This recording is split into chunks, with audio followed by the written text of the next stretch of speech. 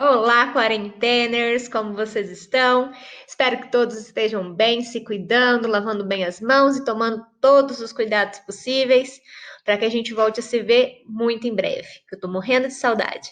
Bom, na aula de hoje nós vamos falar sobre um novo período da filosofia. A gente vai falar sobre a Idade Média.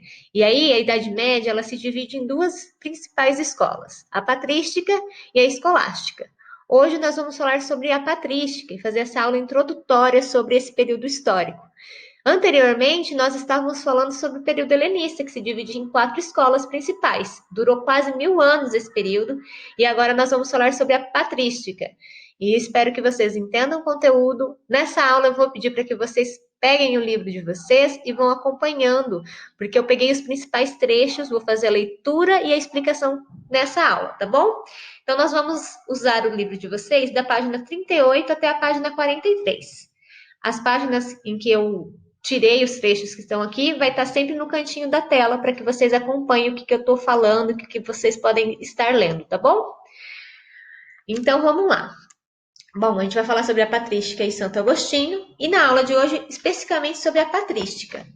Aqui no meio da tela, vou puxar para o cantinho.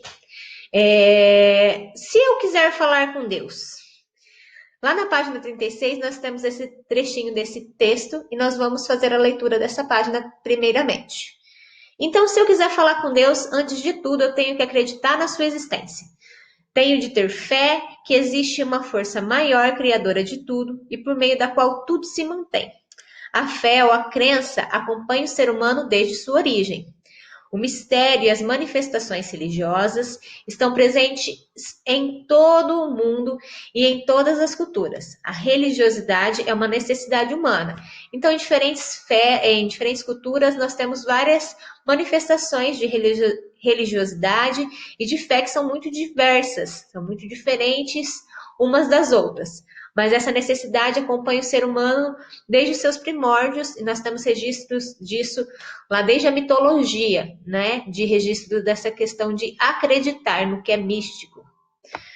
A filosofia encontrou-se com a fé em vários momentos da sua história, mas foi na Idade Média em que as reflexões filosóficas e religiosas estiveram mais próximas. Foi quando muitos pensadores trataram de temas como Deus, a imortalidade da alma, o bem e o mal.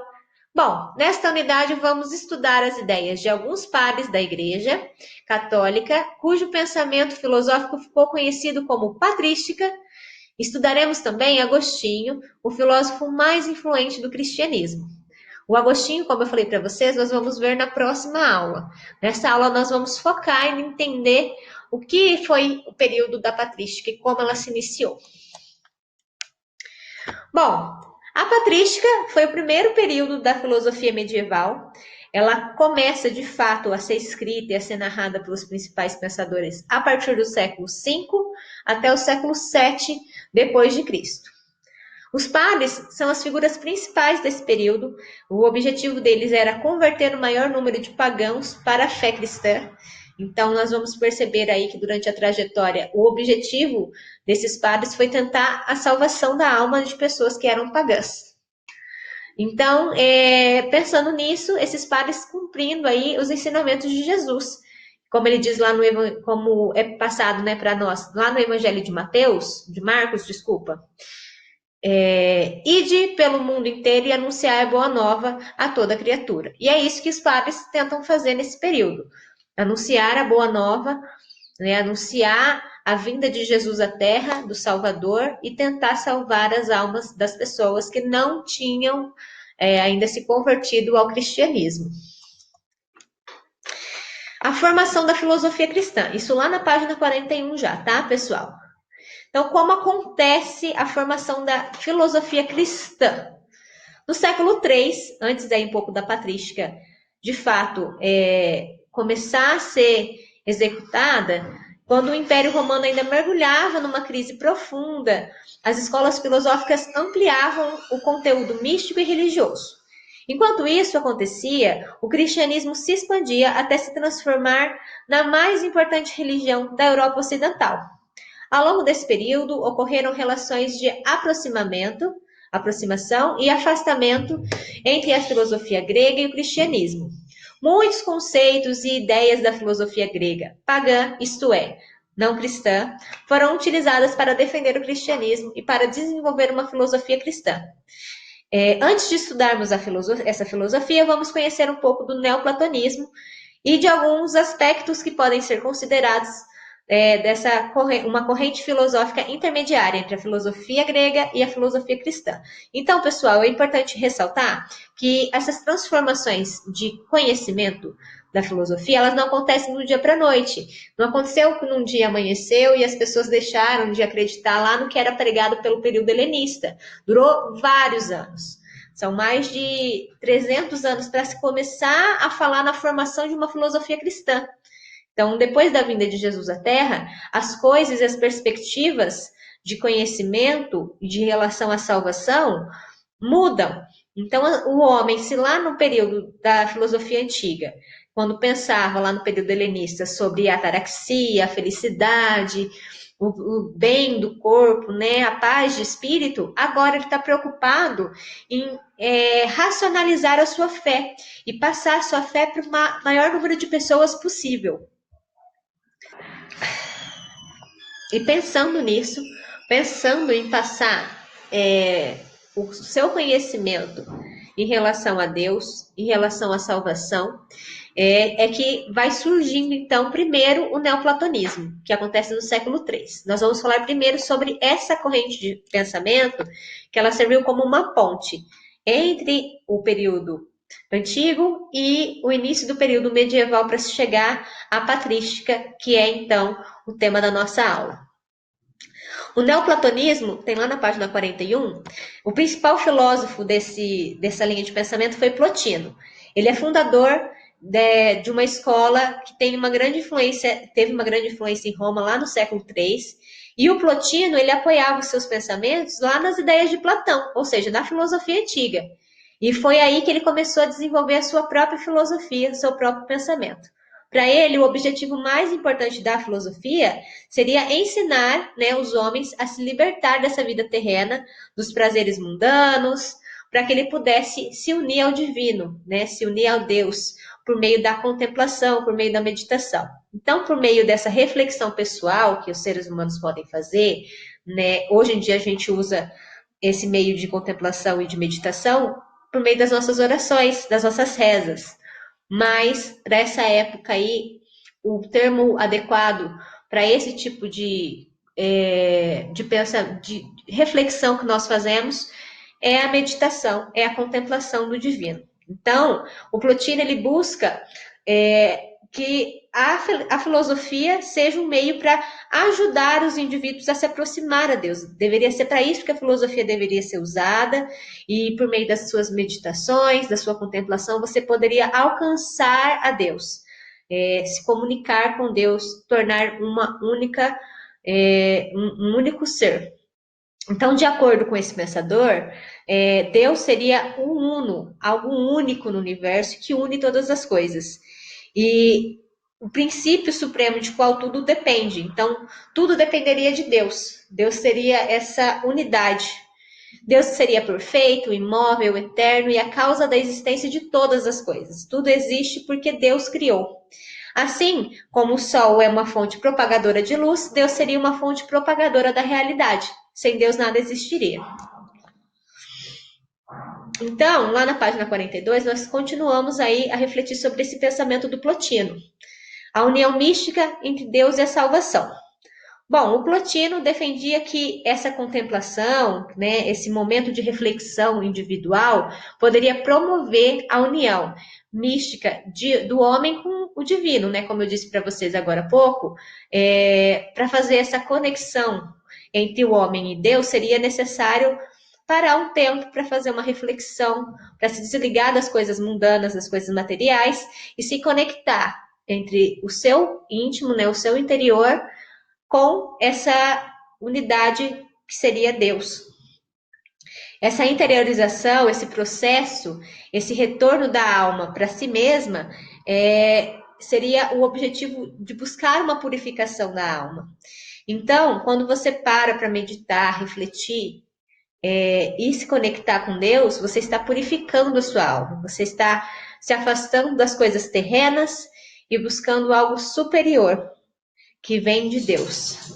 Então, para esse pensador, a tarefa da filosofia é deixar clara a vinculação entre o homem, da sua alma, e a totalidade cósmica, que seria Deus. Assim como Platão já pensava sobre isso, e depois nós vamos fazer esse vínculo também com as ideias de Agostinho, o Platão, vocês não sei se lembram, ele acredita que existe uma realidade sensível e uma realidade inteligível.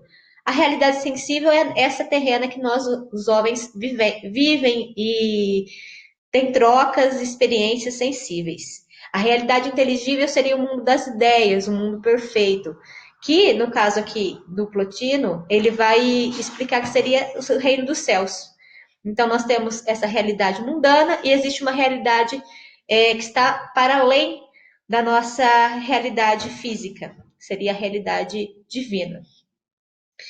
E esse caminho de purificação da alma, ele exige que o homem se afaste, então, dessas coisas terrenas, mundanas, para gerar aí um momento de purificação da alma, e essa meditação profunda faria com que nós alcancemos uma unidade com Deus. E aí, como que surge a patrística, né? Que é o tema da nossa aula de hoje. Bom, eu vou puxar minha telinha aqui para baixo para poder fazer essa leitura e explicação para vocês. Lá na página 43 nós temos esse trechinho desse texto. No entanto, apesar de ser uma religião que busca despertar da fé de Deus em Cristo e na salvação da alma, o cristianismo, em seu início, teve de se defender da perseguição dos não cristãos, dos pagãos, e do Estado romano. Ao mesmo tempo, precisou criar um discurso harmônico para se unir aos fiéis. O cristianismo precisava criar argumentos racionais para manter uma unidade dos devotos em Cristo, para converter as pessoas a respeito de um dos caminhos que levaria à salvação do ser humano. Bom, a patrística, como eu disse para vocês, ela não surge do dia para a noite. Então, o neoplatonismo ele vai ajudar a fazer essa ponte de intermediação e vai começar a converter as pessoas nesse processo de acreditar, né, de seguir o cristianismo, já que a busca do cristianismo é a salvação da alma. Então, nós temos aqui um marco que registra em toda a história aí da humanidade, que é o nascimento e a morte de Cristo, de Jesus. Jesus vem à Terra e traz um Novo Testamento. E esse Novo Testamento, o princípio, o que é principal aí é exatamente a salvação do ser humano, a salvação da alma e a elevação a Deus. Então, o que o pessoal da patrística está tentando fazer? O pessoal da patrística está tentando criar razões, argumentos racionais para converter os que não eram cristãos, os pagãos, que era a grande maioria das pessoas da época. Toda a Grécia Antiga, a Roma Antiga, elas tinham outras fés, outra fé, outras crenças. Então, o que eles tentam fazer, essas pessoas e o pessoal da patrística, que são os padres, vai tentar fazer com as pessoas, vai tentar convertê-las, trazer por meio da razão a fé. E é por meio dessa razão, desse pensamento, que eles vão se apropriando da filosofia antiga, como o pensamento do Platão, e vai trazendo esse pensamento para a corrente do cristianismo, para as explicações cristãs. Então, esse discurso, esse meio de chegar às pessoas que pensam diferente e que estão caçando os cristãos, que têm um conflito, que são os pagãos, é o meio que se encontrou ali nesse período para fazer com que as pessoas se aproximassem do cristianismo, se convertessem, salvassem sua alma. Afinal de contas, é isso que Jesus prega lá para fazer lá no testamento de Marcos, no testamento de Mateus, é o que é passado então para os seus discípulos. A defesa da fé cristã foi feita por padres da igreja, como eu disse para vocês, que reafirmavam o cristianismo, usavam as ideias, os conceitos filosóficos. Por isso, essa defesa e essas ideias resultavam no que foi conhecido como patrística. Patrística vem da palavra padre, que vem da palavra pai. Então, Patrística é o termo usado para o momento histórico aí, para esse momento filosófico, em que os padres vão recorrer à filosofia e à razão para tentar explicar e aproximar a fé dos pagãos, converter mais pessoas. Podemos dizer, então, que a patrística foi o que inaugurou, de fato, a filosofia cristã. E o pensador mais importante desse período foi o Agostinho de Hipona. Então, em defesa dessa verdade revelada, para os padres da patrística, que defendiam a mensagem de Cristo, o cristianismo, era uma verdade tão procurada e nunca encontrada pelos filósofos da Grécia Antiga. Lá na Grécia Antiga, eu não sei se vocês se lembram, mas o objetivo dos filósofos era encontrar uma verdade. E essa verdade, segundo os padres da patrística, seria essa mensagem de Cristo, essas revelações que Cristo faz. Então, para eles, além de ter fé, seria necessário preservar essa verdade revelada por Deus, levá-las às outras pessoas, né? Tá muito mais do que convencer, fazer com que você tenha esse vínculo, essa fé e consiga se conectar a Deus. E aí, eles vão usar dos argumentos racionais. Afinal de contas, como você vai convencer uma pessoa que não tem fé a entender o que Cristo quis dizer, a entender a filosofia cristã, para depois você começar a ter essa conexão com Deus. E aí, vamos só fazer uma retomada, então, do que nós falamos até agora, para a gente fechar essa aula. Primeiro, nós temos que entender que a filosofia cristã, ela teve a ponte dela aí, né? O caminho foi feito primeiro pelo neoplatonismo, que surge lá no século III, durante uma crise do Império Romano, e nesse momento o cristianismo começa a conquistar mais adeptos. O Império está em crise, os cristãos começam a converter outras pessoas. Então já haviam pessoas que estavam convertidas e iam convertendo outras pessoas. Então passa a usar as ideias e os conceitos filosóficos da Grécia Antiga para fundamentar a filosofia cristã. Nesse período, o filósofo Plotino, nascido lá no Egito, fundou o neoplatonismo. É apoiado na filosofia platônica, né? Como eu disse para vocês, ele se inspirou muito em Platão, ele usou muito do conhecimento que Platão passou, dos escritos de Platão, para defender, então, que a principal tarefa da filosofia é libertar o homem dessa vida terrena e conectar o homem com o divino por meio da contemplação, por meio das meditações, por meio das orações. O neoplatonismo é considerado, então, esse período intermediário entre a filosofia grega e a filosofia cristã. E aí, a filosofia nessa defesa dessa mensagem de Cristo, busca alguns termos aí para explicar. No cristianismo, logos, que significa razão, seria o verbo de Deus, a forma de Deus agir e de falar com as pessoas. Então, esse verbo de Deus, ele foi transformado em um homem, Jesus Cristo, que veio para nos salvar, que veio para salvar a humanidade. Esse termo logos vem da filosofia grega e já era utilizado por Heráclito, pelos estoicos, para se justificar uma razão, para explicar o que seria uma razão para além do nosso físico. A partir do século II, quando a Grécia já era parte desse Império Romano, muitos gregos conhecedores da filosofia se converteram ao cristianismo, por meio exatamente desses ensinamentos, dessas colocações, dessa conexão com a filosofia antiga, e passaram a usar o pensamento racional em um novo sentido, em defesa da fé. E aí a filosofia patrística vai surgir, ela vai se erguer como uma filosofia cristã, que vai justificar a vinda de Cristo, que vai explicar por meio da razão a crença, a fé no cristianismo.